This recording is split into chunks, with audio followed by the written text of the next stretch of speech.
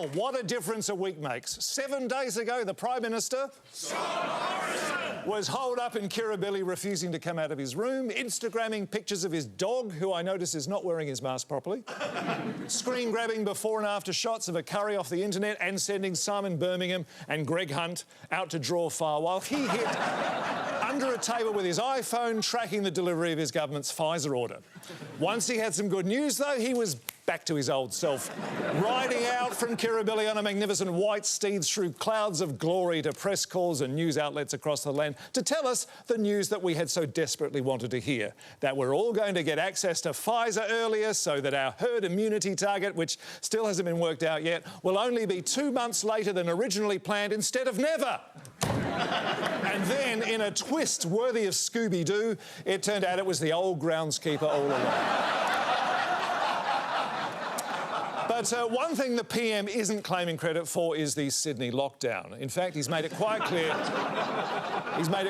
that no one is to blame for the pace of the government's vaccine rollout. At no stage, at any time, in the last 12 months, has there been any suggestion that Australia would have reached a level of vaccination at the level we now see in the UK, which I note is not even yet at 65% for 2 doses at this time.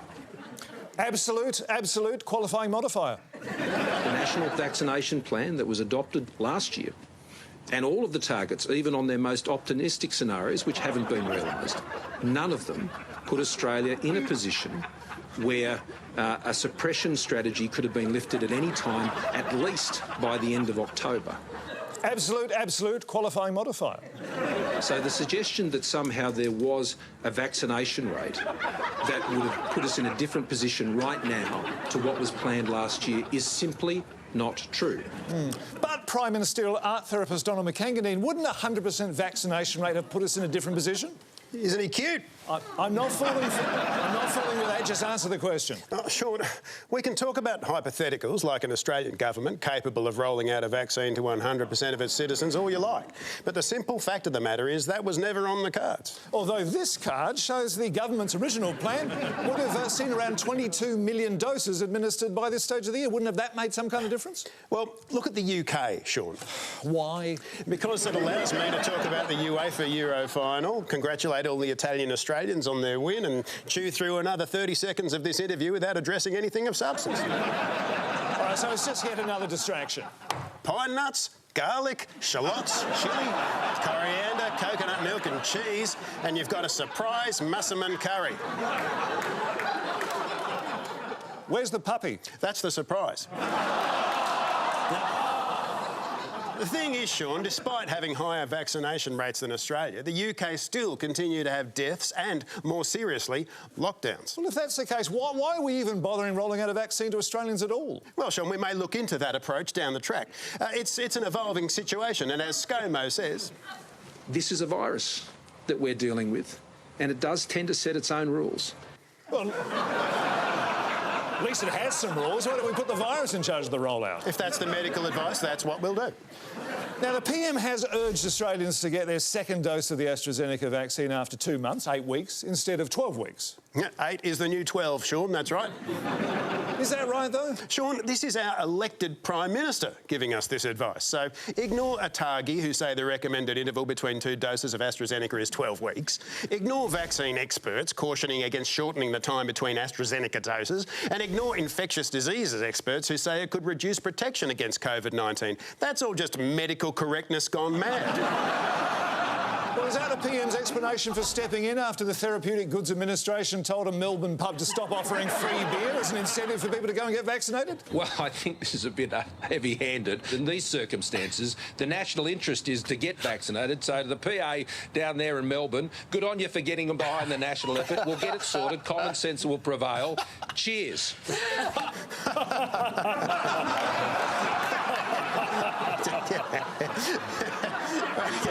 I don't even know what that is. I don't know either. Nothing wrong with a bit of beer barrelling, Shaun. A bit of an incentive to get people to do the thing you want them to do.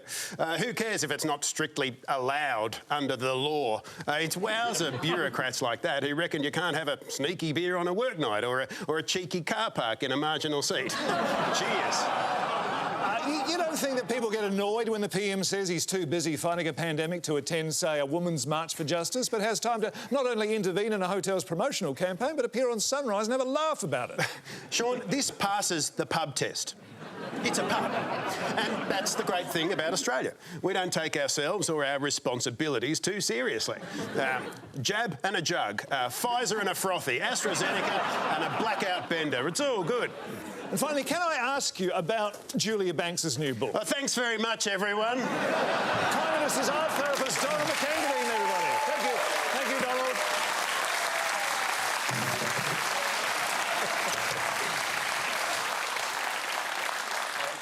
Anyway, I think the takeaway here is if you're thinking the government's been struggling with the vaccine rollout, you're wrong. Certainly, the program has had its challenges. It's the program that's struggled. And Treasurer Josh Frydenberg made a similar point at the Business Roundtable last week.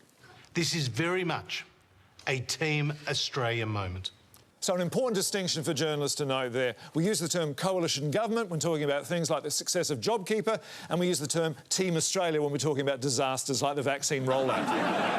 But now the government is relying not only on Kevin Rudd to get us the vaccines, but the business sector to help the struggling program distribute them. And it seems... To encourage the vaccine hesitant, incentives will be offered. And... not just alcohol, but... anything from frequent flyer points to, membership programs or membership benefits as a result of being vaccinated. So a question for our audience, why should we offer vaccination incentives? I'll tell you why, mate. Yes, the lady not wearing a mask properly. Oh, me? Yes.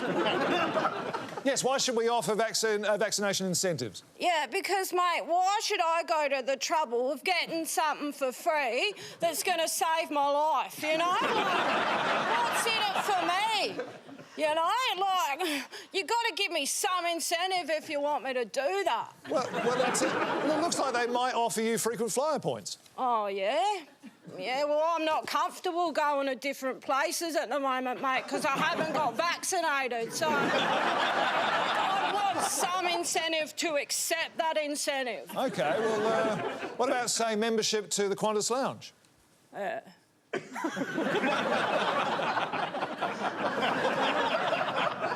cash converters had already been broken into when I got in there. Yeah, what if they offered membership to the Qantas Lounge? Lounge? Yeah. Have they got bongs and shit? Well, I don't think they've got both. Oh. I don't know. I'm a pretty fucking frequent flyer as it is. Get my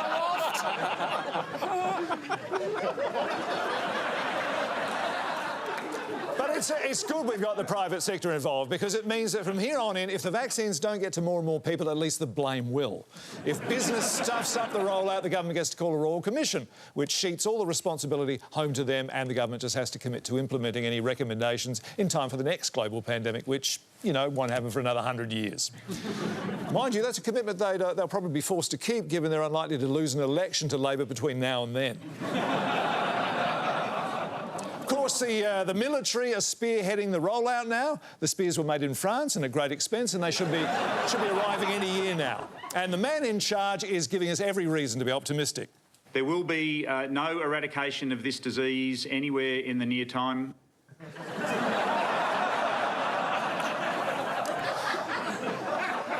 And the man in charge of the man in charge, Defence Minister Peter Dutton, is on the line, and we'll bring him in when he's dried.